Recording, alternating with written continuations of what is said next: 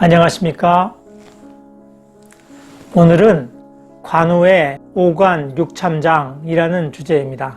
관우가 사비성에서 조조에게 항복을 했을 때 조건을 붙여서 항복을 했습니다. 그러니까 나중에 유비를 만나게 되면, 유비를 다시 찾게 되면은 그에게 돌아가겠다 하는 조건을 걸고 조조에게 항복을 했습니다. 조조는 관우에게 후한 은혜를 베풀게 되면은 나중에 자신에게 기속될 수도 있겠다 하고 생각을 해서 관우를 도성으로 데려와서 그에게 많은 금은보화를 내려주고 10여 명의 미녀들을 그에게 안겨주었습니다. 그런데 관우는 별로 기쁜 표정이 없었습니다. 한편 관우의 점포가 낡은 것을 보고, 해진 점포를 보고 조조는 새 점포를 관우에게 내려주었습니다. 한데 관우는 조조에게 받은 새 점포는 안에다 입고 해진 점포를 겉에다 입었습니다. 그러면서 이 해진 점포는 유비 형님께서 주신 것이기 때문에 버릴 수가 없다 하면서 그것을 겉에다 입었습니다. 그 정도로 유비를 잊지 않고 있었던 것입니다. 한편 조조는 관우의 한심을 사기 위해서 여포가 타던 천리마인 적토마를 관우에게 선물하였습니다. 그런데 그때만큼은 관우도 무척 기뻐하였습니다. 그러면서 이제 이 말이 있으니 형님의 소식을 들으면 빨리 달려갈 수 있겠다 하고 기뻐하였습니다. 그 말을 듣고 조조는 더욱더 관우에게 탐복하였습니다. 그래서 관우 같은 그런 오직하고 충직한 인물을 꼭 내 사람으로 만들고 싶다 하는 욕심을 갖게 되었습니다. 그런데 관우는 조조에게 받은 은혜가 많기 때문에 내가 반드시 공을 세우고서 조조에게 보답하고 떠나겠다 하는 이야기를 했습니다. 그 말을 듣고 조조는 관우가 공을 세울 수 있는 기회를 주지 않고자 했습니다. 그런데 마침 원소가 대장군인 안양을 보내서 백마진을 포위하였습니다. 그렇게 그 포위가 2달 가까이 이어졌는데, 그러니까 조조의 군사가 무척 고전을 하고 있었습니다. 그걸 보고 관우가 백마진으로 나아가서 안양을 죽입니다. 그래서 백마진의 포위를 풀게 됩니다. 그러니까 조조는 조정에 고해서 관우를 편장군에 봉하게 추천을 합니다.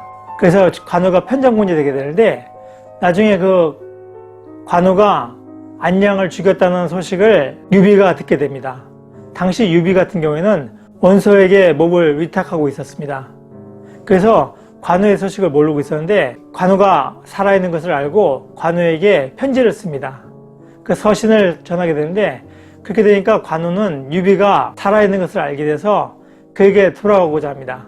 그래서 조조를 만나서 유비에게 돌아가겠다는 얘기를 전하려고 했는데 조조는 일부러 관우를 만나지 않습니다. 그러니까 계속 관우가 찾아가도 만나주지를 않으니까 어쩔 수 없이 관우는 글을 남깁니다.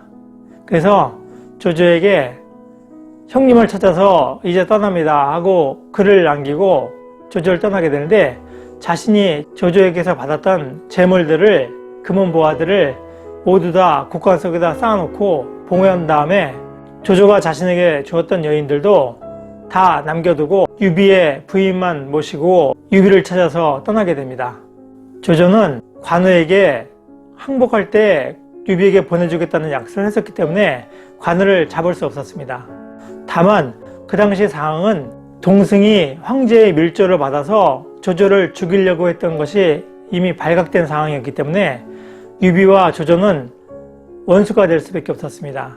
그래서 어찌 보면은 조조의 경우에도 관우를 적이 될 것이, 적의 장수가 될 것이 분명한 관우를 유비에게 보내지 않는다고 해도 비난하기도 어려운 입장입니다. 더욱이 조조의 부하 장수들도 조조에게 관우를 보내면 안 된다 하고 다들 반대하였습니다. 하지만 조조는 약속은 약속이다, 각자의 주인을 찾아가는 것이니 막지 말아라 하고 지시를 내립니다. 그런데 그 소식이 전군에게 전파가 되지 않았습니다. 그래서 관우가 유비를 찾아가는 과정 속에서 5가지 관문을 넘게 되는데, 그때 관우를 가로막았던 6명의 장수를 관우가 참하게 됩니다. 그것을 가리켜서 오간 육참장이라고 합니다. 물론 이런 오간 육참장의 이야기는 나간중이 삼국 지연의에서 지어낸 허구라는 주장도 많습니다. 하지만 조조가 관우에게 유비에게 돌아갈 것을 허락해서 관우가 유비에게 찾아가는 그런 내용은 역사에 남아있는 정사에도 기록되어 있는 사실입니다.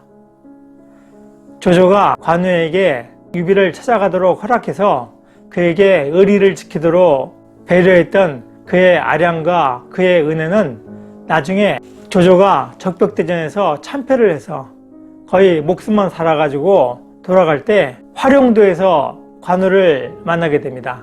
그때 매복하고 있던 관우를 만나게 되는데 그 당시에 관우는 조조에게 받았던 은혜 때문에 차마 조조를 죽이지 못하고 그를 놓아주게 됩니다. 다음 시간에는 관우 화룡도에서 조조를 놓아주다 라는 주제로 말씀드리겠습니다. 노력하는 여러분의 동반자 동반TV입니다. 감사합니다.